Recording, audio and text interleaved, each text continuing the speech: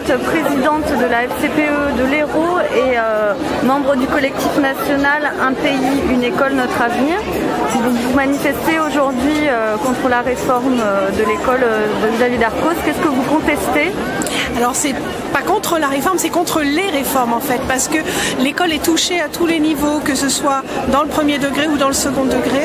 Effectivement, dans le premier degré, on peut être inquiet pour la maternelle, on peut être inquiet aussi de la suppression des enseignants spécialisés, des réseaux d'aide spécialisés. Sinon, qu'est-ce que vous avez prévu pour les semaines à venir?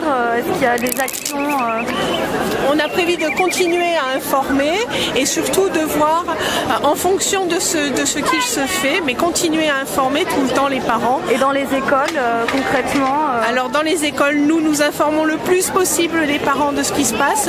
Régulièrement, c'est notre rôle de parents élus d'informer et de faire d'autres propositions quand on peut en faire. Et boycotter les évaluations, par exemple des CM2 Les parents ne peuvent pas boycotter, ils peuvent demander que leurs enfants ne fassent pas les évaluations.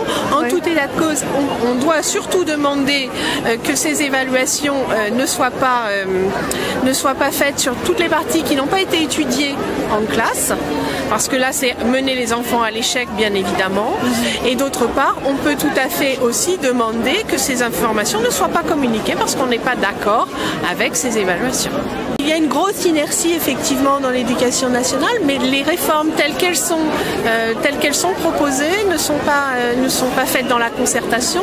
Moi je siège au Conseil supérieur de l'éducation, je suis outrée de voir la façon dont ça se passe.